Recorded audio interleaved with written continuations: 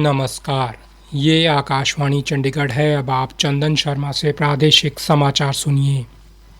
प्रधानमंत्री नरेंद्र मोदी ने कहा कि भारत का एकीकृत भुगतान इंटरफेस यूपीआई को जल्द ही इंडोनेशिया की भुगतान प्रणाली के साथ एकीकृत किया जाएगा, जिससे व्यापार और यात्रा दोनों में सुगमता आएगी। पीपल टू पीपल टाइज हमारे संबंधों की सबसे बड़ी शक्ति है। हमें बहुत खुशी है कि भारत की यूपीआई इंडोनेशिया के पेमेंट सिस्टम के साथ इंटीग्रेट होने जा रही है। इससे ईज ऑफ डूइंग बिजनेस और ईज ऑफ ट्रैवल दोनों को ही बल मिलेगा। श्री मोदी इंडोनेशिया के दौरे पर हैं। प्रधानमंत्री ने कहा कि भारत और इंडोनेशिया के बीच 2018 में स्थापित व्यापक रणनीतिक साझेदारी प्रगति के एक नए चरण में प्रवेश कर रही है। उन्होंने कहा कि बढ़ते आपसी विश्वास ने रक्षा, सुरक्षा और समुद्री क्षेत्र में सहयोग को मजबूत किया है और दोनों देश रक्षा आदान प्रदान, आपदा प्रबंधन सहयोग और औद्योगिक सहयोग का विस्तार करने पर सहमत हुए हैं। श्री मोदी ने कहा कि यह साझेदारी विकास, सुरक्षा, प्रौद्योगिकी, संस्कृति और शिक्षा सहित कई क्षेत्रों में आगे बढ़ रही है। हरियाणा सरकार ने स्वर्ण जयंती हरियाणा वित्तीय प्रबंधन संस्थान को कुरुक्षेत्र विश्वविद्यालय के शोध केंद्र के रूप में मान्यता देने की कवायद शुरू की है। इस पहल का उद्देश्य राज्य की दीर्घकालिक विकास के विजन तथा विकसित हरियाणा 2047 के लक्ष्य को बल देने के लिए एक सशक्त अनुसंधान तंत्र विकसित करना है।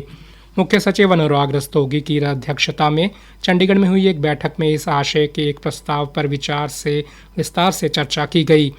मुख्य सचिव ने कहा कि स्वर्ण जयंती हरियाणा वित्तीय प्रबंधन संस्थान को पीएचडी शोध कार्यक्रम संचालित करने तथा नीति अनुसंधान, वित्तीय प्रबंधन, डिजिटल गवर्नेंस एवं क्षमता निर्माण के क्षेत्र में एक बहुविषयक उत्कृष्टता केंद्र के रूप में विकसित करने का लक्ष्य है।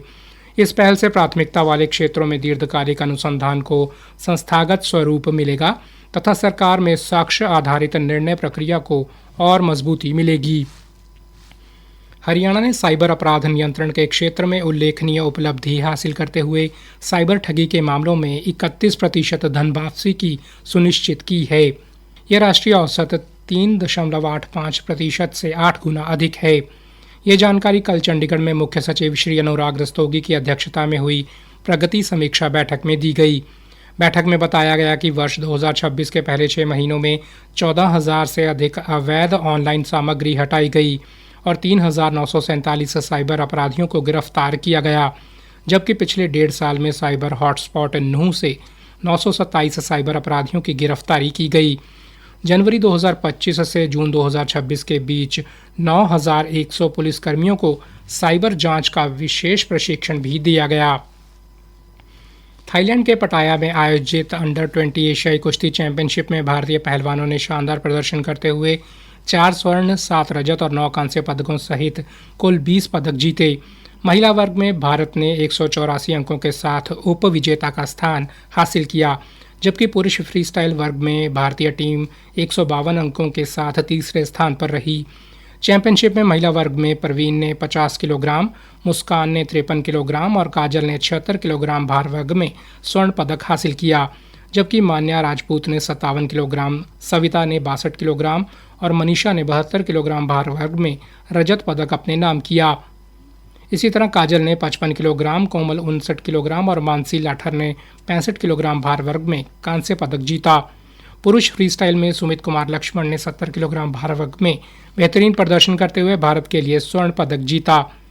वहीं पुष्प ने 61 किलोग्राम, सौरभ यादव ने 79 किलोग्राम और रौनक ने 125 किलोग्राम भार वर्ग में रजत पदक हासिल किए और रोहित ने 57 किलोग्राम भार वर्ग, आदर्श युवराज पाटिल ने 74 किलोग्राम और लकी ने 97 किलोग्राम भार वर्ग में कांस्य पदक अपने नाम किए।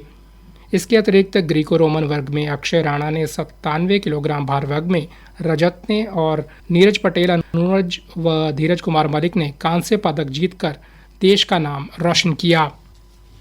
केंद्रीय ऊर्जा, आवास और शहरी कार्य मंत्री मनोहर लाल की अध्यक्षता में कल करनाल में जिला विकास समन्वय व निगरानी समिति दिशा की एक बैठक आयोजित की गई। बैठक में विचार के प्रस्तुत कार्यसूची के तहत करीब 80 योजनाओं पर विचार विमर्श किया गया। प्रादेशिक समाचार समाप्त हुए।